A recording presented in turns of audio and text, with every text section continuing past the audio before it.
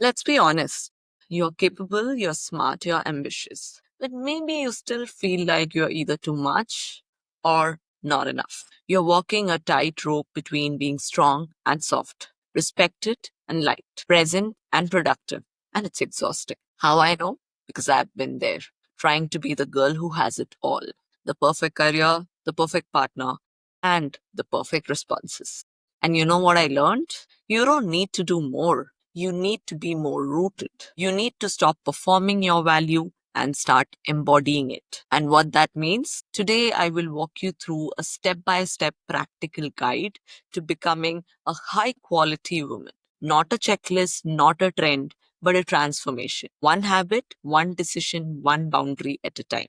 Hi, welcome to another episode of the Goddess Energy. For those who are new here, I am Jaslin, a tech professional, Women in Tech Leadership 2025 award winner, and creator of the Goddess Energy, where we help women tackle real problems together. So, if you are ready to stop chasing and start attracting, you are in the right place. Let's go. So, to become a high quality woman, the first shift that needs to happen is in your mindset. You need to adapt a high quality mindset. Everything begins with your identity. You can change your wardrobe, your voice, your calendar. But if your self image is still operating from a space of scarcity, you will keep overgiving, overdoing, and overthinking. So the first step is about upgrading the operating system inside you. So, how do we do that? First, we have to make sure that our identity drives every decision. So, whenever you're making a decision, instead of asking, what should I do? Ask, who is the woman I want to be and what does she choose in this situation? So, for example, if you have a last minute meeting or a guy you like has called you at the last minute, your instinct might be to say yes. What we want to change is to check in with yourself. Is this aligned with my values and energy? This will help you rewire your identity from inside out. The second thing you need to do is create your personal code, which means writing down non negotiables in three areas: time, energy, and value. The way you do this is define your boundaries for your time, for your energy, and for your value. In terms of time, there might be situations where you have protected your time for yourself, your family, your partner, or something very specific. You will protect that time of yours with your boundaries. Energy. You don't want to get dragged into unnecessary drama, so you will protect your energy. And value. Everything that you do has to come from a place of value. No unclear communication, nothing that you do for the sake of others. Once you make this list, read this list every morning. And remember, these are your standards, not goals. Standards. I want you to choose yourself every time and no longer abandon yourself to make others comfortable. And the third thing to embody a high quality woman mindset is to practice internal approval first. What that means is before doing anything, I want you to check with yourself, would the highest version of me approve of this choice, even if no one else does? Whether it is sending an email, whether it is choosing a project, whether it is choosing an outfit, or replying to that guy.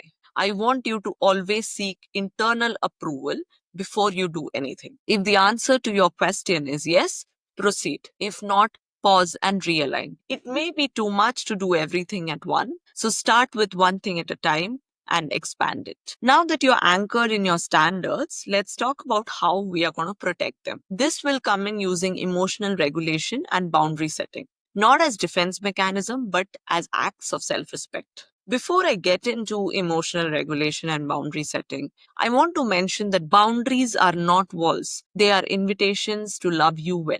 And emotional regulation is not suppression. It's embodiment of a high quality mindset. So how do high quality women manage their emotions and teach others how to treat them? The first way is to use the pause, reflect, respond model. I find this very useful when a tricky situation arises. Someone sent a passive aggressive email or made a comment which you did not like. Your old response might have been to react, get defensive, and over explain. Your new response? Pause for a bit, reflect internally, ask yourself, is this about me or about them? And that will calm you, bring you to a rooted space, and then you can respond calmly. For example, if somebody has made a nasty comment, your response can be, "That sounded loaded.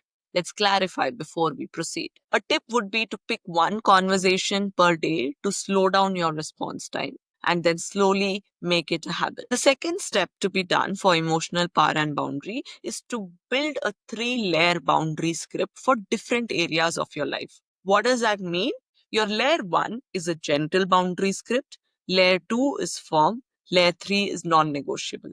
Why do we need this? Because, in spite of us being clear, some people don't get it, which is why we need to prepare a 3-layer boundary script in different areas of your life. On the screen, you will see some examples of such boundary scripts in different areas. Take a screenshot and make them your own. Record yourself saying these lines out loud. Remember, the tone needs to be calm, clear, and kind. And now, in spite of all this, you will still have situations where someone is dramatic, dismissive, or manipulative. How do you respond? Do not match their tone. Do not defend, do not over explain. You bring an end to the conversation at that point, saying, "I'm not okay with this tone. Let's pause and reconnect later." Every time you regulate instead of react, you tell your nervous system, "We are safe, we are in charge." Now that the insides are aligned and your emotional boundaries are clear, let's talk about your presence, which is the vibe with which you walk into a room or the energy you leave behind. How does this manifest itself? So, how you dress, move, and speak communicates your value before you say a word. So, we want to make sure that your outer presence reflects your inner transformation. How do we do this? The first thing to do is to build a signature look ritual. What I want you to do is every weekend spend some time on your wardrobe.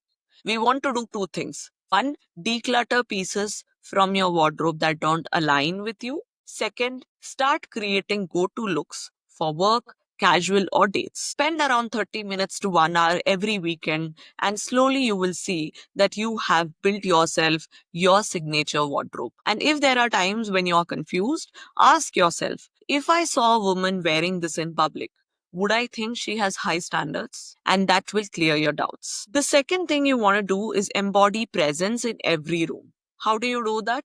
Before you enter any room, I want you to make sure that your shoulders are dropped. You calm and compose yourself. Take a few breaths and remind yourself, I allow my worth to speak before I do. I embody the room with quiet power. Maybe take this challenge. In your next meeting or event, walk 10% slower than usual, speak slower, smile intentionally, and make space before you speak. And you will see the change in you and in the people around you. The third thing you need to do for your presence is to start practicing leadership voice. What does that mean? Start writing down some phrases which align with your new mindset. For example, let me share an idea I've been exploring, or here's what I'm available for, or that doesn't work with me, and practice recording these. Adjust your pace, pause, and pitch to perfection. And over time, you will see how you can use your voice for your influence and how you can make it match your essence. So you have built the foundation, you have protected your energy, you have embodied your power. You have gone through all the steps to become a high quality woman.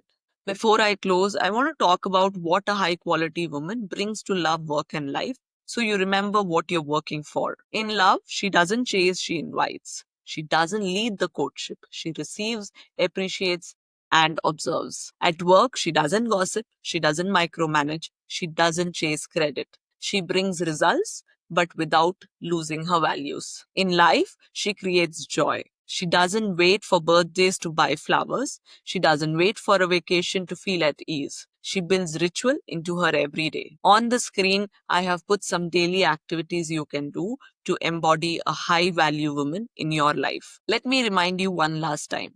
You are not too much. You are not too intimidating. You are not hard to love.